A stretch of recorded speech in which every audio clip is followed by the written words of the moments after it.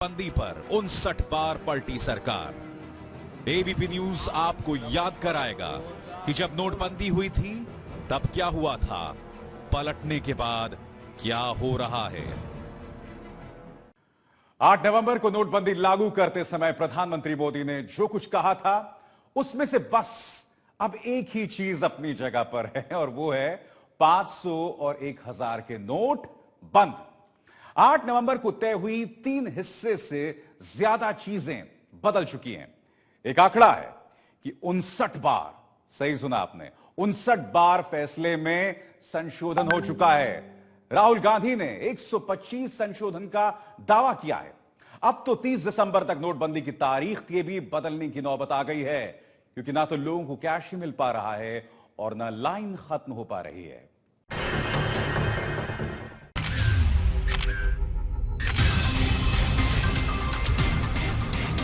$5,000 cash जमा। पिछले 24 घंटे का ही फैसला देख लीजिए। 30 दिसंबर तक पुराने नोट जमा कराने का मौका था। पहला फरमान निकला कि 5,000 से ज्यादा एक बार ही जमा करा सकते हैं। दूसरा फरमान निकला कि 5,000 से ज्यादा जमा कराने चाहेंगे तो बैंक वाले सवाल पूछेंगे कि पहले क्यों नहीं जमा कराया। हल्ला मच ही रहा था। जेटली के बोलने के घंटे भर के भीतर आज दोपहर में तीसरा फरमान निकला कि कोई पूछताछ नहीं होगी। 24 घंटे में 3 बार पलट गई सरकार।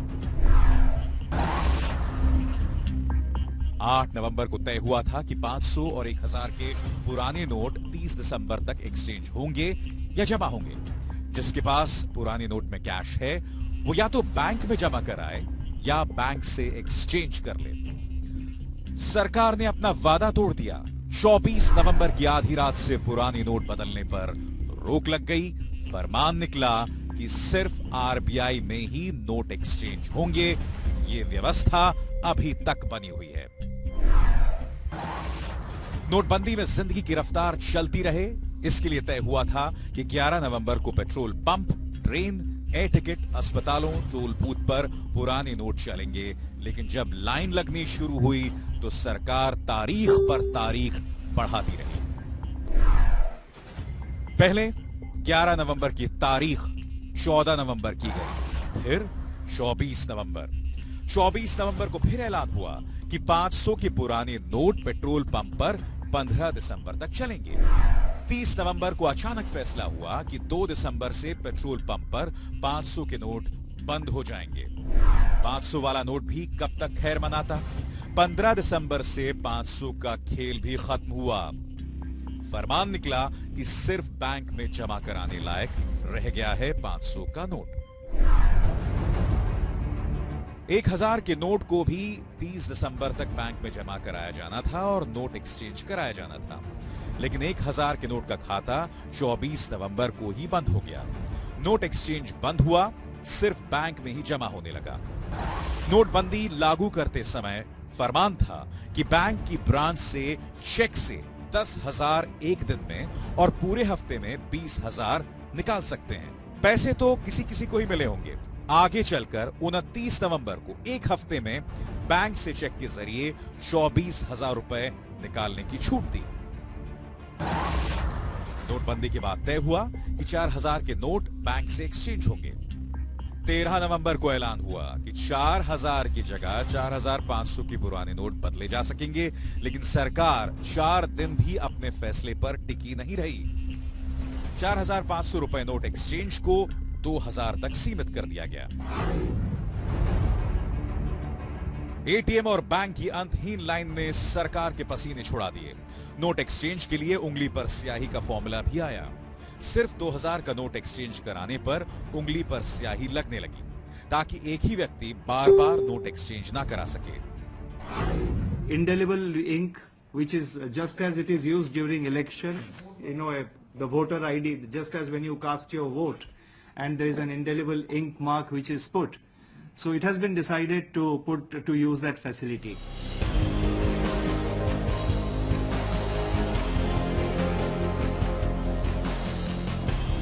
नोटबंदी के बाद तय हुआ था कि एटीएम से एक दिन में एक कार्ड से 2,000 कैश निकलेगा। कैश लिमिट 2500 किया गया, लेकिन ज्यादातर लोग 2500 के लिए तरस गए क्योंकि ज्यादातर एटीएम्स में 500 के नोट नहीं डाले गए। सिर्फ एक नोट निकलता था जो 2000 का है।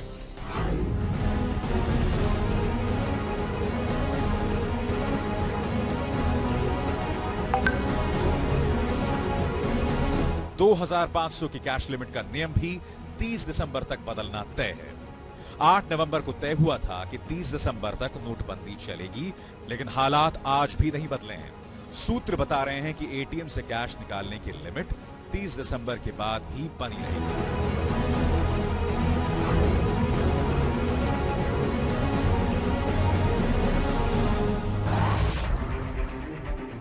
काले धन को खपाने के लिए काले धन वालों ने गरीबों के जनधन अकाउंट को निशाना बनाया।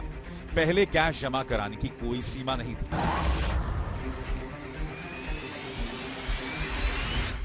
करोड़ों रुपए जमा होने लगे तो सरकार ने 15 नवंबर को जनधन अकाउंट में कैश जमा करने की लिमिट 5000 रुपए फिक्स कर दी।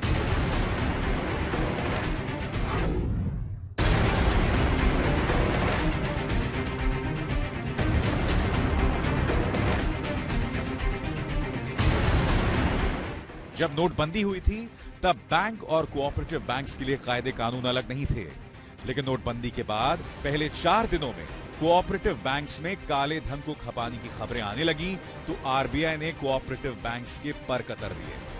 कोऑपरेटिव नोट एक्सचेंज और पुराना कैश जमा करने से रोक दिया।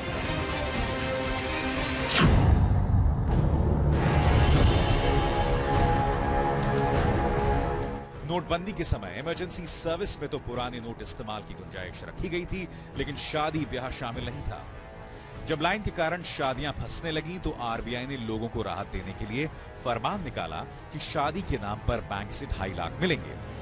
2.5 लाख के लिए शर्तें। लोगों को 2.5 लाख मिलने से पहले ही एक और फरमान निकल गया। शर्तें लाद दी गई, ये लाओ वो लाओ, ये साबित करो वो साबित करो।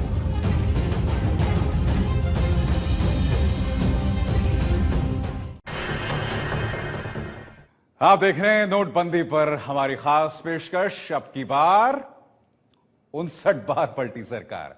जब नोटबंदी हुई तब बाजार में लाने के लिए नए नोट छपे ही नहीं थे। सोचिए, जब ऐसी तैयारी थी तब हालात तो वही होने थे ना जो आज दिख रहे हैं। लाइन आज भी है, कैश आज भी नहीं है। वित्त मंत्रालय और आरबीआई की आधी तैयारी के कारण ही 1.5 महीने बाद भी हालात बदल नहीं रहे हैं।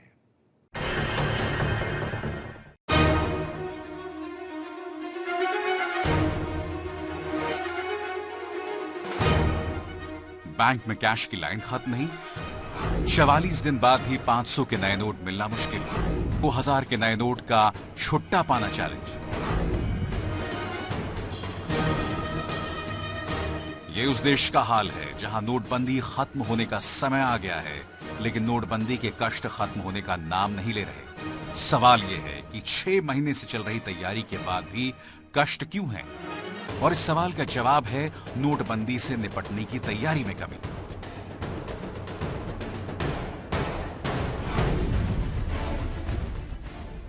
एक आरटीआई ने आरबीआई की तैयारियों की पोल खोल दी है।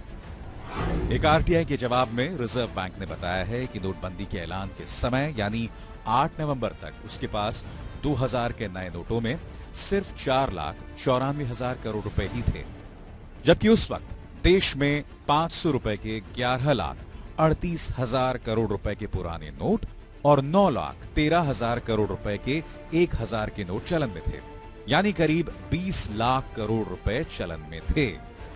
बंद किए गए नोटों के अनुपात में सिर्फ 1/4 2000 के नोट में ही नोटबंदी का ऐलान कर दिया गया। एक तो नोटों की कमी, उस पर से कोड़ में खाज ये कि 500 के नए नोटों का आता पता नहीं। 500 के पुराने नोट जब बंद हो रहे हैं तब आरबीआई के पास एक भी नया नोट 500 का नहीं है। जो भी नए नोट तैयार हुए थे वो एटीएम के हिसाब से नहीं बनाए गए थे, उल्टा नए नोटों के हिसाब से एटीएम में बदलाव करना पड़ा। देश के 2.25 लाख एटीएम्स में बदलाव करने में हफ्तों लग गए।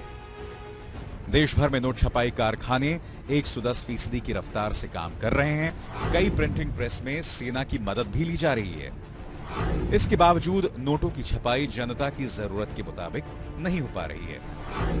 15.44 लाख करोड़ के नोट बाजार से बाहर हो गए, लेकिन 1.5 महीने बाद भी 5 लाख करोड़ के नोट बाजार में आ पाए। नोटबंदी में नकदी के संकट की वजह बने वो बैंक के अफसर जिन्होंने अपने ईमान से समझौता कर जनता के लिए पहुंचे नए नोटों को काले धन के कुबेरों तक पहुंचा दिया। सिर्फ बैंक ही नहीं, आरबीआई के भी अब तक 3 भ्रष्ट अफसर सलाखों के पीछे पहुंच चुके हैं। नोटबंदी की सख्ती के बाद भी काले धन वाले खेल करने में कामयाब रहे। 420 करोड़ काला कैश बरामद हो चुका है। इसमें 80 करोड़ से ज्यादा के नए नोट हैं।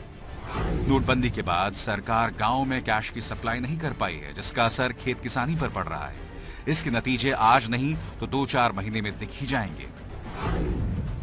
ये बात 16 आने सच है कि कोई भी चीज 100% परफेक्ट नहीं होती, लेकिन अगर आरबीआई और वित्त मंत्रालय चाहता तो नोटबंदी को कम से कम इतना परफेक्ट तो बना ही सकता था जिससे लोगों के सामने कैश का संकट कम से कम 2-3 हफ्ते में खत्म हो जाता।